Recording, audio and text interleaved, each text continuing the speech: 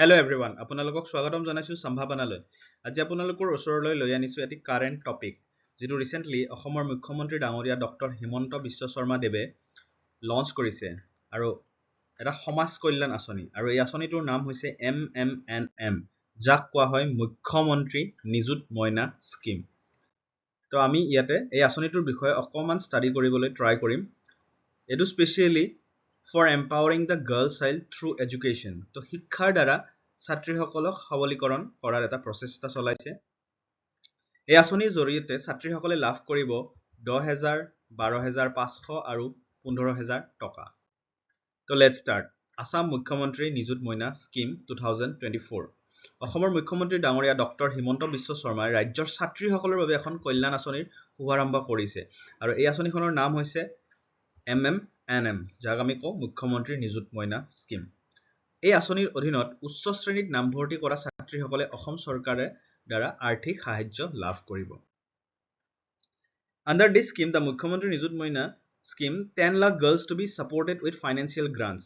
তো এই স্কিমৰ আন্ডাৰত, এই আঁচনিৰ আন্ডাৰত 10 লাখ ছোৱালীক উচ্চ শিক্ষাৰ বাবে নামভৰ্তিৰ প্ৰৰোচনা হিচাপে আৰ্থিক অনুদান আগবঢ়োৱা হ'ব।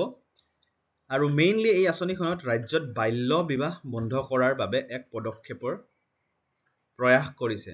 কাৰণ আমি সকলোৱে দেখি আহিছো যে মেইনলি আৰ্থিক দুৰৱস্থাৰ বাবে বহুতো মাক দেউতাকে কি কৰে, ছোৱালী বিলাকক স্পেশালি প্ৰাপ্তবয়স্ক নহওঁতেই বিয়া দি দিয়ে। আৰু মেইনলি কি হয়, এইটো ভাবে যে ছোৱালী এজনীক বিয়া দিয়াটো এটা তেওঁলোকৰ দায়বদ্ধতা আৰু প্লাস যিকোনো সমাজৰ দায়বদ্ধ বুলি ভাবি তেওঁলোকে এই কামটো কৰে। আৰু যেহেতু পঢ়াবলৈ শুনাবলৈ টকা পইচাৰ অভাৱ, লগতে এটা সাধাৰণ এটা জনমানসত এটা ধাৰণা আছে যে এজনী ছোৱালীয়ে পঢ়ি শুনিনো কি কৰিব, লোকৰ ঘৰলৈ বিয়া হৈয়ে যাব। আৰু সেইবিলাকৰ কাৰণে মানুহে কি কৰে, বহুত কম বয়সতে বিয়া দি নিজৰ দায়িত্বটো সামৰা বুলি ভাবি লয়। কিন্তু সকলো এটা কথা মনত ৰখা উচিত যে যেতিয়া নিজে পঢ়ি শুনি মানুহ এজন বা ছাত্ৰ হওক ছাত্ৰী হওক আত্মনিৰ্ভৰ হ'ব, তেওঁলোকৰ জীৱনটো কিমানখিনি সুবিধাজনক হ'ব পাৰে সেইটো কথা মানুহে মৰ্মে মৰ্মে উপলব্ধ কৰা উচিত। আৰু এই কাৰণটোৰ কাৰণে অসমৰ মুখ্যমন্ত্ৰী ডাঙৰীয়াই এই পদক্ষেপটো হাতত লৈছে। আৰু 2024 চনৰ অসম বাজেটত এই আঁচনিৰ বাবে 240 crore মানে 240 কোটি টকা আবণ্টন দিছে। তো লেটস সি অবজেক্টিভ অফ মুখ্যমন্ত্ৰী নিযুত মইনা স্কিম। মুখ্যমন্ত্ৰী নিযুত মইনা আঁচনিৰ মেইন উদ্দেশ্য কি কি? প্ৰথম, ৰাজ্যত শিক্ষাৰ জৰিয়তে কন্যা শিশুক সবলীকৰণ, যেটো আমি কৈ আহিছো। উচ্চ শ্ৰেণীত নামভৰ্তি কৰা সকলো ছোৱালীক আৰ্থিক সাহায্য প্ৰদান কৰা। ৰাজ্যত বাল্য বিবাহ বন্ধ কৰিবলৈ। তো মেইন প্ৰাইমাৰী উদ্দেশ্য ক'বলৈ গ'লে এইটো ৰাজ্যত বাল্য বিবাহটো বন্ধ কৰিবলৈ।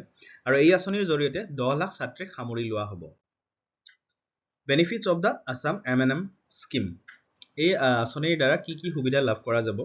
অসম চৰকাৰে 10 লাখ ছোৱালীক উচ্চ শিক্ষাৰ বাবে ইনচেন্টিভ হিচাপে দিব, এডমিশনৰ ইনচেন্টিভ। যিবিলাক ছাত্ৰীয়ে একাদশ শ্ৰেণীত নামভৰ্তি কৰিব তেওঁলোকে 10,000 টকা লাভ কৰিব।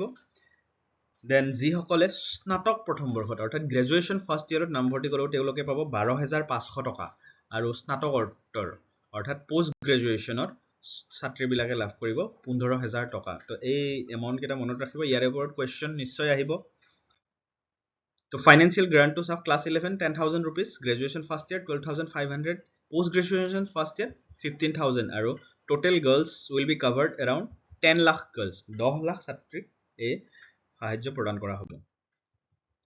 গাইডলাইনছ ৰিলেটেড টু নিযুত মইনা স্কিম আসাম। তো ইয়াৰে মেইন নিৰ্দেশনাখিনি চাই লওক। বেংকৰ তথ্য প্ৰাৰ্থীৰ নামত হ'ব লাগিব। যিকোনো বেংক ডিটেইলছ প্ৰাৰ্থীজনৰ নামত হ'ব লাগিব। আন কাৰো নামত অধীনত থাকিলে এইটো প্ৰত্যাখ্যান কৰা হ'ব। এই আঁচনিৰ অধীনত কেৱল ছাত্ৰীয়েহে সুবিধা লাভ কৰিব। এইটো নামটোতে আপোনালোকে গম পাইছে, নিযুত মইনা স্কিম, তো specially for the girls child. তো ইয়াতে কোনো ছাত্ৰ আবেদন কৰিব নোৱাৰিব। সকলো নথি পত্ৰ আবেদনকাৰীৰ নামত হ'ব লাগিব। আগতে কৈছো bank details of PAN card, Aadhaar card, everything should be in the name of that particular child, particular girl child.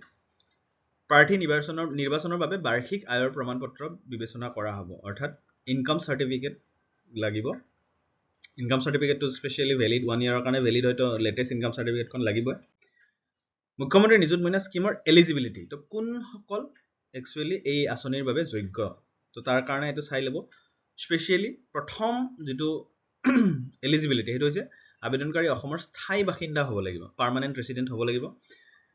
কেৱল ছাত্ৰীয়েহে যোগ্য, আগতে কৈছোঁ। বিবাহিত প্ৰাৰ্থী এই আঁচনিৰ বাবে যোগ্য নহয়। ইয়াত আৰু এটা কথা আহিব পাৰে যে বিয়া হোৱাৰ পিছতো ছাত্ৰীসকলে ষ্টাডি কৰে, পঢ়ে, কিন্তু এই আঁচনিটো বিবাহিত ছাত্ৰীসকলৰ কাৰণে নহয়। যিহেতু আগতে কৈছোঁ যে মেইন উদ্দেশ্য বাল্য বিবাহ বন্ধ কৰা, তো বিবাহিত মেৰিড ষ্টুডেণ্টৰ কাৰণে নহয়, এইটো স্পেচিয়েলি আনমেৰিড গাৰ্ল চাইল্ড। প্ৰাৰ্থীয়ে এই আঁচনিখন সমৰ্থন কৰা যিকোনো চৰকাৰী মহাবিদ্যালয় বা শিক্ষানুষ্ঠানত নামভৰ্তি কৰিব লাগিব। য়েছ, এইটো এটা ইম্পৰ্টেণ্ট পইণ্ট যে যিসকলে প্ৰাইভেট ইনষ্টিটিউশ্যনত নামভৰ্তি কৰিব তেওঁলোকৰ কাৰণে এই সুবিধাটো দিয়া হোৱা নাই। এই সুবিধাটো specially for the student studying in government college institutions, তেওঁলোকৰ কাৰণে এইটো সুবিধা দিয়া হৈছে। সাংসদ আৰু বিধায়কৰ কন্যা এই আঁচনিৰ বাবে যোগ্য নহয়। তো MP MLA তেওঁলোকৰ ল'ৰা ছোৱালীয়ে এই আঁচনিৰ যোগ্য নহয়। যিসকল প্ৰাৰ্থীয়ে BEd কৰি আছে, য়েছ, আৰু এটা কথা, BEd কৰাসকলে বেচেলাৰ অফ এডুকেশ্যন বুলি কয় যিটো কয় BEd কোৰ্চ যোনে কৰি আছে তেওঁলোকে ইয়াৰ বাবে যোগ্য নহয়। আৰু নেক্সট ইম্পৰ্টেণ্ট টপিক হৈছে যিসকলে এই আঁচনিটোত এপ্লাই কৰিবলৈ গৈ আছে তেওঁলোকে মনত ৰখা উচিত যে কি কি ডকুমেণ্টছ এই আঁচনিটোৰ বাবে প্ৰয়োজনীয় হ'ব। ডকুমেণ্টছ ৰিকুৱাৰ্ড ফৰ নিযুত মইনা স্কিম। তো সকলোৱে যেন প্ৰথমতে লাগিব আধাৰ কাৰ্ড। যিসকলে আধাৰ কাৰ্ড এতিয়ালৈকে বনোৱা নাই তেওঁলোকে সোনকালে বনাই লওক। আধাৰ কাৰ্ড লাগিব, বেংক পাছবুক, ডমিচাইল চাৰ্টিফিকেট, অৰ্থাৎ প্ৰথম লাগিব Aadhaar card, bank passbook, domicile certificate, that means PRC, permanent residence চাৰ্টিফিকেটখন যিখন, মোবাইল নাম্বাৰ লাগিব, 10 পাছ মাৰ্কশ্বিট, ক্লাছ 10ৰ মাৰ্কশ্বিটখন লাগিব, কাষ্ট চাৰ্টিফিকেট ইফ এনি, যিসকলৰ কাষ্ট চাৰ্টিফিকেট আছে, যদি নাই তেনেহ'লে নালাগে, যদি আছে তেনেহ'লে নিশ্চয় লাগিব। দেন ইনকাম চাৰ্টিফিকেট, কৈছোঁ আগতে এবাৰ, ইনকাম চাৰ্টিফিকেটটো লাগিব আৰু এখন লেটেষ্ট হ'ব লাগিব, যিখন মানে এবছৰৰ কাৰণে ভেলিড থাকে জেনেৰেলি ইনকাম চাৰ্টিফিকেট।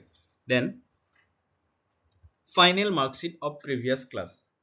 তো আগৰ যিবিলাক ক্লাছ আছিলে মানে পূৰ্বৰ শ্ৰেণীত তাৰে মাৰ্কশ্বিটখন লাগিব। দেন পাছপৰ্ট চাইজ ফটো লাগিব আৰু ছিগনেচাৰ, চহী। তো এই আটাইখিনি ডকুমেণ্ট লগত ৰাখিব আৰু অনলাইন এপ্লাই কৰিলে নিশ্চয় এই সুবিধাটো লাভ কৰিব। আৰু যিহেতু এইটো এটা সমাজ কল্যাণ বা স্কিম অসম চৰকাৰৰ দ্বাৰা, তো যিবিলাক যোগ্য আৰু যিবিলাকে ৰিয়েলি ডিজাৰ্ভ কৰে তেওঁলোকে এই আঁচনিটোৰ লাভান্বিত হোৱাটো এটা ভাল কথা। আৰু সকলোৱে যিবিলাকে গম পোৱা নাই তেওঁলোকে এই ভিডিঅ'টো চাব। এই আঁচনিটোৰ জৰিয়তে নিজৰ লগতে নিজৰ ওচৰৰ ৰিলেটিভ বা তেনেকুৱা যিবিলাক যোগ্য ছাত্ৰী আছে যিসকলে নিজৰ টকা পইচাৰ অভাৱত হায়াৰ ষ্টাডি কৰিব পৰা নাই বা পঢ়া পাতি বাদ দিছে, তেনেকুৱা ছাত্ৰীসকলৰ কাৰণে স্পেচিয়েলি এইটো এটা বহুত ভাল ষ্টেপ হয়। তো আপোনালোকে এই ষ্টেপটোৰ লাভ উঠাবলৈ আপোনালোকে যত্ন কৰিব। আৰু আজিৰ কাৰণে এইখিনি আছিল। আপোনালোকক বহুত বহুত ধন্যবাদ। Thank U.